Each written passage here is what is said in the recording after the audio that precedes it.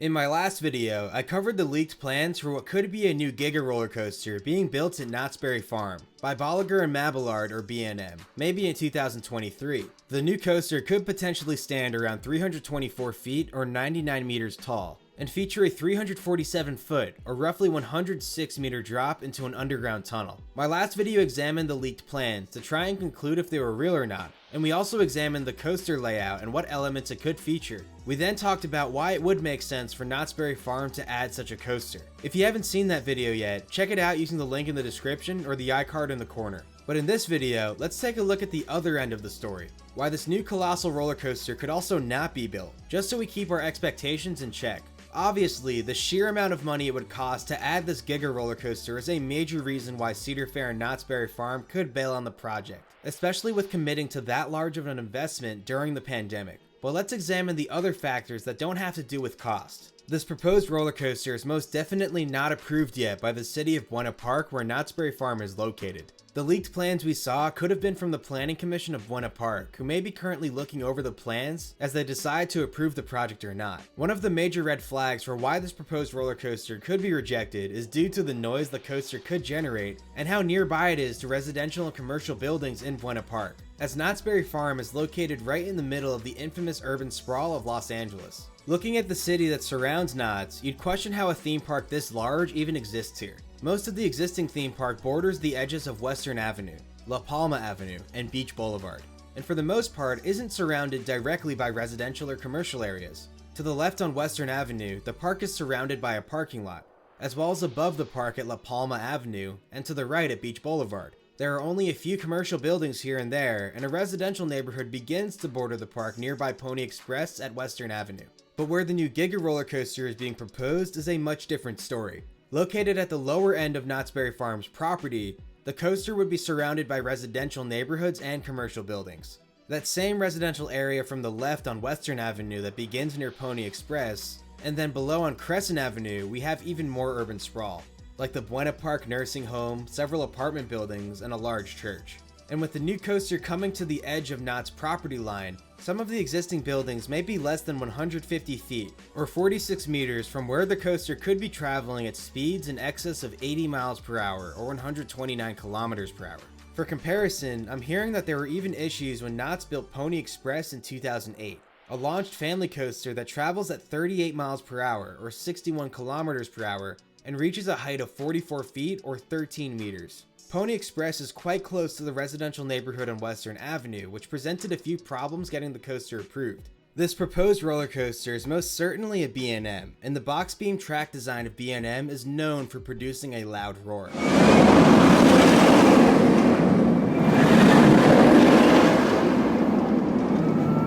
This is a head-on diagram of B&M's track design. The roar begins in the two running rails of the coaster track where the wheels of the trains ride, and vibrations are created by the trains that then pass through the steel cross ties into the large box beam, which is also hollow. The large box beam amplifies the vibrations into the loud audible roar we hear on many older B&M coasters.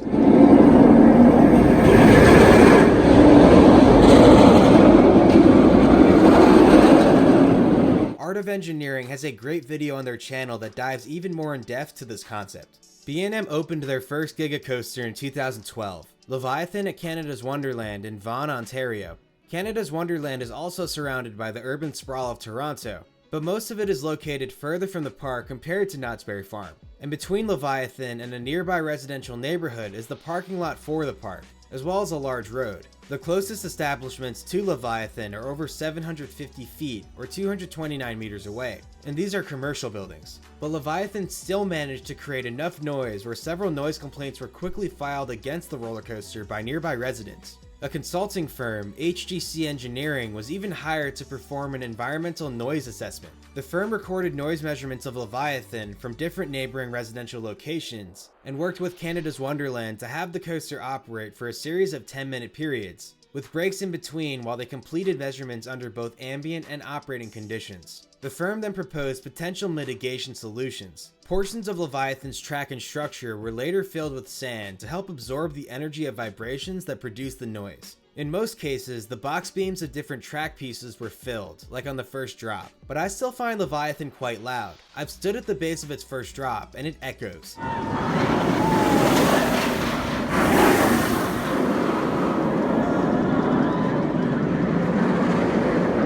And the portion of the coaster that runs in front of the park's main entrance is also quite loud.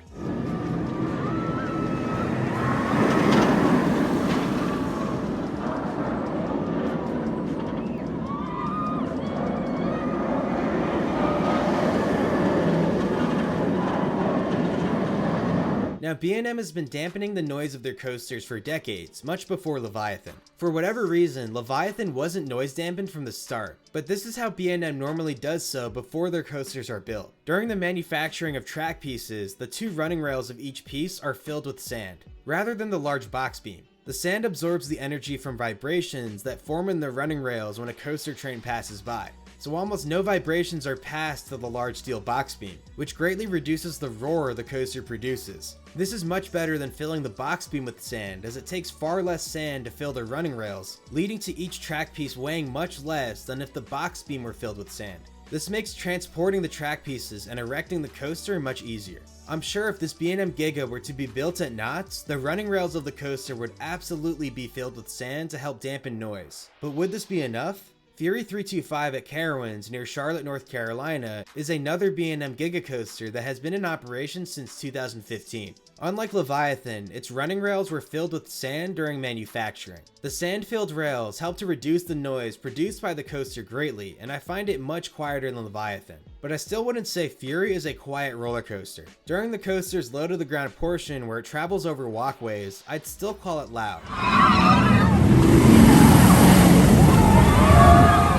I'd imagine the new Giga coaster at Knott would sound exactly like Fury. I think the main noise we're hearing in these portions of Fury are the hum of the coaster wheels as they rotate wildly fast as the train runs the track, and the noise could also be from the ride support columns, which are also hollow and I don't believe are filled with sand on Fury. But if they are, please comment down below. At Knott's Berry Farm, I can't imagine that residents who live along the border of the proposed coaster would want to hear this loud humming noise repeatedly, for hours a day, 7 days a week, year-round. But maybe something else could help. Silver Bullet is an inverted roller coaster, also built by B&M, that has operated at Knott's Berry Farm since 2004. The ride also has sand in its running rails and apparently in its support columns also. This makes the coaster much quieter than Fury.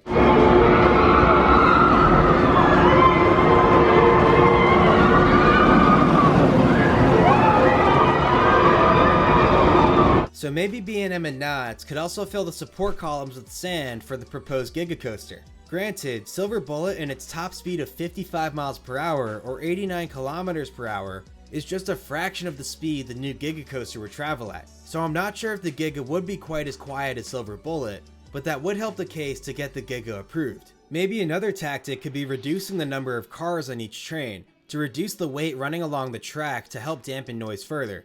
Less weight should equal less vibrations, leading to less noise. B&M typically include 8-row trains on their Gigas, but a 7-row train could possibly produce less noise than an 8-row train. But regardless of how loud the coaster is itself, another issue will simply be the screams of riders. Watching that same footage of Silver Bullet, I honestly find the screaming of riders much louder than the coaster.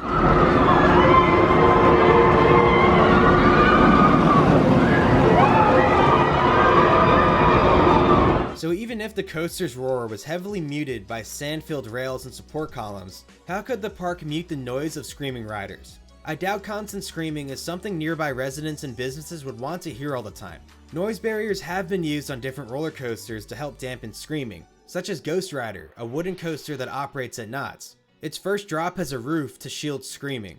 Maybe the proposed roller coaster will also have some sort of noise barrier installed. Maybe one that follows the track around its circuit, like the one found on Silver Star's first drop at Europa Park in Germany. This could help to limit the noise pollution from screaming immensely. Say on this portion of the coaster here, having a noise barrier on the right side of the track could help to block noise from traveling to the nearby establishments. The only sacrifice, however, would be the coaster's appearance, as a noise barrier following the track would probably impose greatly on the coaster's visuals, as well as views of the surrounding area while riding the coaster. But I'd take that over not being able to have the coaster at all. The only other option would be to pass some sort of crazy law banning screaming on roller coasters, but screw that.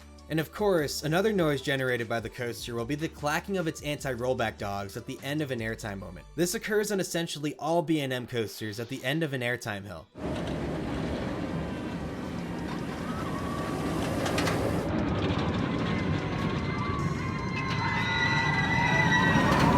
In my opinion, the noise isn't too loud, but residents could find it annoying. Maybe there's a way for B&M to quiet down the clacking if this is an issue. Another thing to note is that this wouldn't necessarily be the first coaster of this height and scale to be installed within a city. Thunder Dolphin at Tokyo Dome City comes to mind. While the coaster is much shorter in length, the ride is still built right in the middle of downtown Tokyo. The side of the coaster is built right on the edge of several commercial and residential buildings. In between the buildings and the coaster is a 6-lane road. This residential building is only about 170 feet or 52 meters from the second fastest moment on Thunder Dolphin. And this coaster isn't entirely quiet either.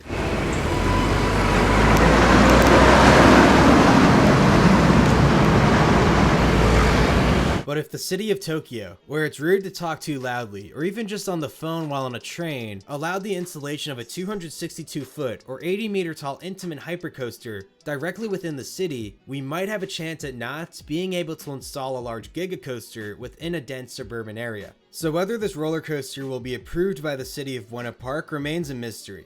Obviously, a coaster like this would do great things for the performance of Knott's Berry Farm, and would probably even increase the performance of nearby businesses thanks to the influx of additional people to the area. But the new coaster would come at the sacrifice of the peace and quiet of nearby residents and some businesses that border Knott's Berry Farm, specifically where the coaster will be built. I could already picture all the complaints stemming from the noise pollution caused by the attraction. Hopefully coming soon, we'll hear more about this rumored new roller coaster and maybe even how noise generated from the ride could be mitigated. And hopefully, just the plain sight of such a large coaster for nearby residents and businesses will not be an issue either. If so, maybe we'll see the world's first invisible roller coaster, aka we're f***ed. Everyone do me a favor, and besides commenting, and subscribing, please pray to the roller coaster god so that this coaster gets approved. I'm going to start praying immediately. If I hear more, I'll be sure to update you guys, and feel free to leave any information you may know in the comments below. Anyway, thanks for watching and Happy New Year. Let's hope for the best.